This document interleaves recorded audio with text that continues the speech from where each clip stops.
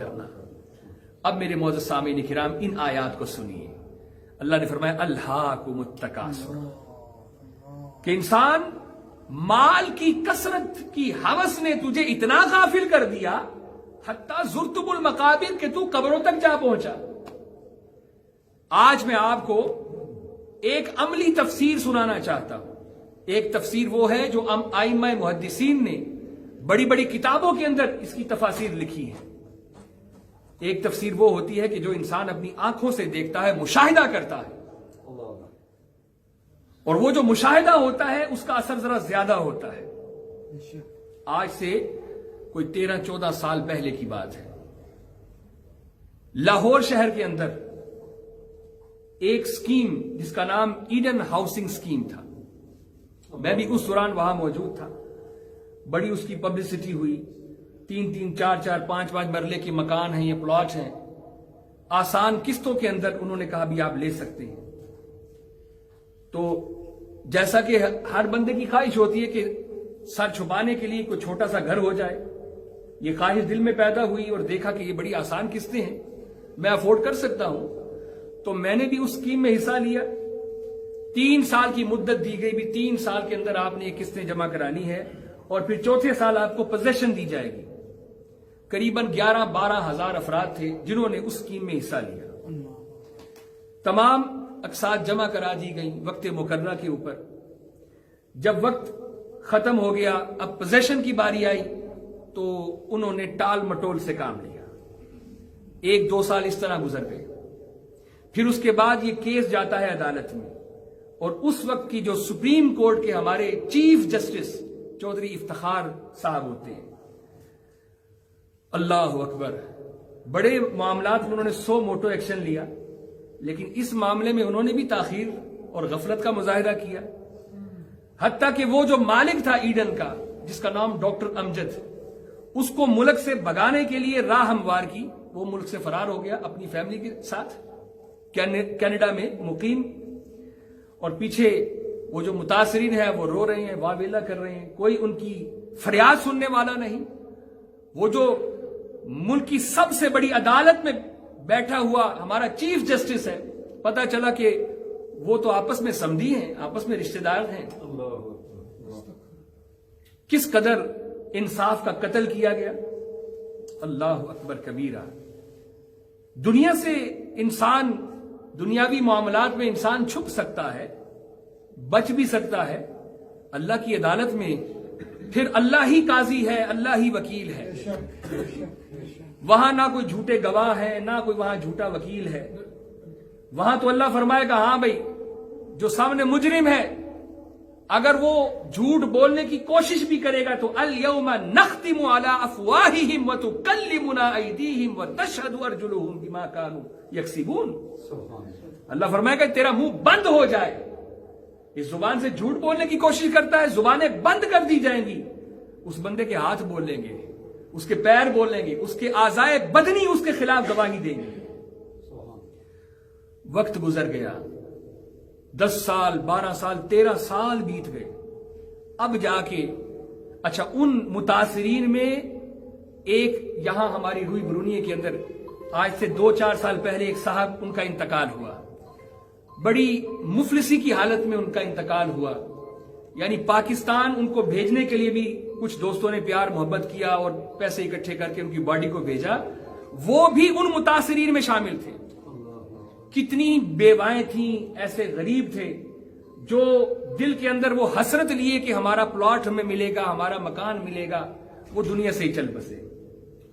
اب 13 سال کے بعد جب نیب نے اس کی وہاں پر جو پراپرٹی تھی اس پر انہوں نے قبضہ کیا اور کہا کہ جو متاثرین ہیں یہ پراپرٹی بیچ کر ہم پیسے دیں گے، تو ڈاکٹر امجد صاحب کینیڈا سے فوراً تشریف لائے پاکستان میں. وہ جنہوں نے اتنے لوگوں کا حق غصب کیا ہوا تھا. پھر ہمارا عدالتی نظام، اللہ اکبر، ہوتا یہاں پر اسلامی نظام تو اس کا مزہ ہی کچھ اور ہونا تھا.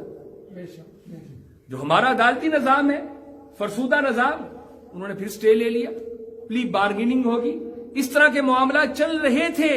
لیکن سنیے یہ جو میں نے قرآن پڑھا ہے، الہاکم التکاثر، یہ حرص تھی، ہوس تھی کہ اور مال اکٹھا کر لوں اور مال اکٹھا کر لوں، چاہے ہزاروں لوگوں کی بددعائیں میرے ساتھ ہی کیوں نہ ہو، لوگوں کا حق غصب کر کے بس وہ مال کی ہرس ہے، اندھا کیا ہوا ہے، دل سخت ہے، وہ آخرت کی فکر ہی نہیں ہے، موت بھلائی ہوئی ہے، مال اکٹھا کرنے کی ہرس نے اور ہوس نے حتی زرتم المقابر، یہ جو اللہ نے فرمایا اس کی عملی تفسیر، حتیٰ کہ تم قبروں میں پہنچ گئے۔ زندگی نے پھر وفا نہیں کی اور اس کا انتقال ہو گیا، مر گیا وہ۔ اب جب زندہ تھا تو چھپتا پھرتا تھا، لیکن مرنے کے بعد کیا ہوا؟ اس کی موت کو چھپایا گیا، کسی کو پتہ نہ چل جائے کہ یہ مر گیا ہے، کہاں دفنانا ہے کسی کو پتہ نہ چل جائے، کہاں جنازہ ہوگا کسی کو بتانا نہیں ہے۔ یا ہمارا کوئی بھائی فوت ہوتا ہے، ہم کیا کرتے ہیں؟ اعلان کرتے ہیں کہ فلاں ہمارا بھائی فوت ہو گیا ہے، کیوں؟ تاکہ جس جس کو خبر ملے اس کے لیے دعائے مغفرت کرے۔ ہم اس کی نماز جنازہ کا اعلان کرتے ہیں کہ فلاں دن فلاں جگہ پر اتنے بجے اس کی نماز جنازہ ہوگی، تاکہ زیادہ سے زیادہ لوگ شریک ہوں اور اس کے لیے دعائے مغفرت کی جائے۔ لیکن یہ دیکھیں یہ کیسا جنازہ تھا اور یہ کیسی موت تھی، زندگی بھر بھی چھپتا رہا، مرنے کے بعد بھی چھپ رہا ہے۔ یہ عذاب نہیں تو اور کیا ہے میرے بھائیوں؟ یہ عذاب نہیں تو اور کیا ہے کہ مرنے کے بعد بھی اس کی میت کو چھپایا جا رہا ہے۔ لوگ وہاں پہنچے، وہ متاثرین پہنچے کہ ابھی جب اس کی نماز جنازہ ہوگی، مولوی صاحب جب اعلان کرتے ہیں کہ بھئی کسی نے کوئی لین دین کرنا ہے، تو وہاں تو معاملہ ہی الٹ تھا، وہاں پولیس بلائے گی، پولیس کے حصار کے اندر چند لوگوں نے اس کی نماز جنازہ پڑھی اور اس کو جا کے دفنایا گیا۔ جس اولاد کے لیے ساری زندگی لوگوں کا حق غصب کیا، وہ اولاد نماز جنازہ میں شریک ہی نہیں ہوئی۔ الہاکم التکاثر حتی زرتم المقابر، کہ ہوس نے، ہرس نے تمہیں ایسا غافل کر دیا کہ تم قبروں میں پہنچ گئے۔ ایک یورو بھی اگر کسی نے کسی کا لیا ہے تو خدا را اپنی زندگی میں اس کو واپس کر دو۔ یہاں سے اگر آپ کی تدفین ہو بھی گئی، آخرت میں نبی کریم صلی اللہ تعالی علیہ وسلم نے ارشاد فرمایا کہ اللہ سبحانہ و تعالی اس غاصب کو کھڑا کرے گا اور اس مظلوم کو بھی کھڑا کرے گا۔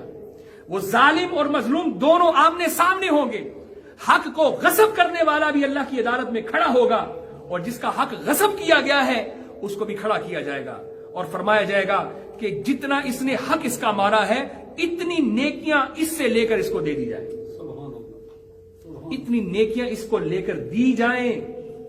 وہ آخرت کی پونجی ہی نیکیاں ہیں، آخرت کی کرنسی ہی نیکیاں ہیں میرے بھائیوں، اسی کرنسی کی وجہ سے آپ نے جنت میں جانا ہے۔